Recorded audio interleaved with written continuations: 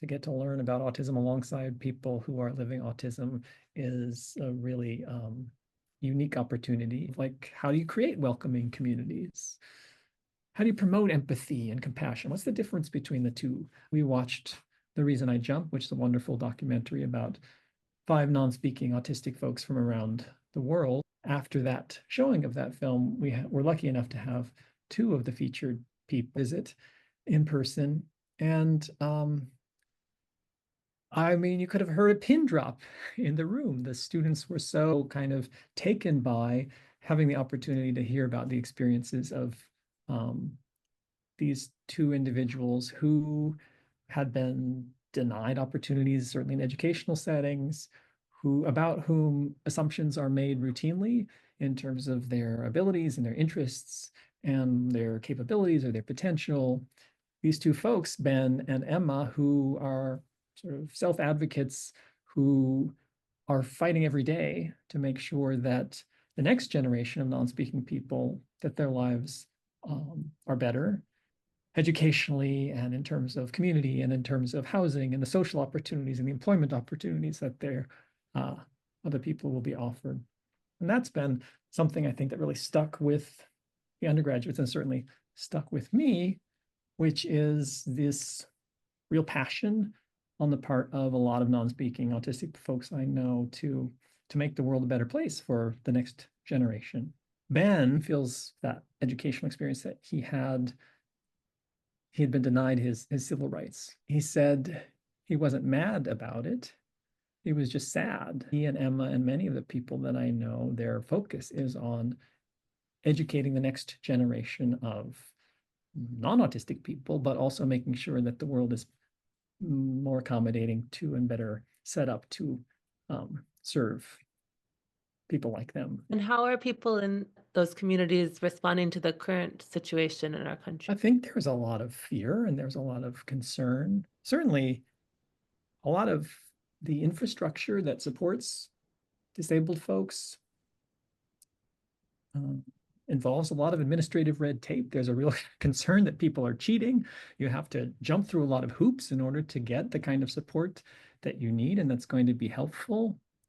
And some of that, I think lots of disabled folks and their families would be happy to see pared back. There's a lot of inefficiency in the system. At the same time, without the kind of support that the system provides, a lot of people's lives are going to be devastated.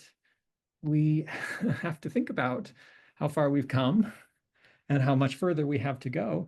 And we certainly don't need to take steps backwards in order to move forwards. We don't yet know all the capabilities of another person. We can't possibly know exactly what another person is capable of. But I think my experiences have been that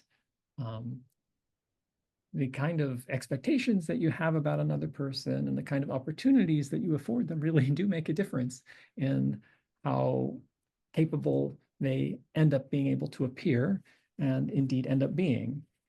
So we did some work that involved eye tracking with people who communicate by pointing to letters on a letterboard held vertically by a trained communication and regulation partner.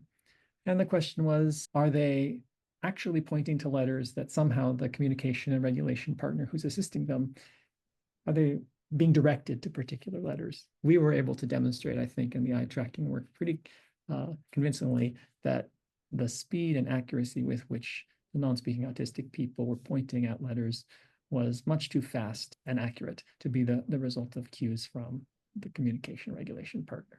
I'm not so naive as to think that we have a silver bullet for what the best way to communicate with a non-speaking autistic person is. I think we need to keep innovating and we need to keep thinking about ways to allow people to gain more independence if that's of interest to them. So in terms of the kinds of support that allies and professionals and others can offer, I think it's presuming competence, recognizing that we can't possibly know what another person is capable of. And so we should engage in what Ann Donlan and others have called a least dangerous assumption. We should make decisions on behalf of other people that's likely to lead to the least amount of harm should the decisions that we make in the future turn out to have been wrong.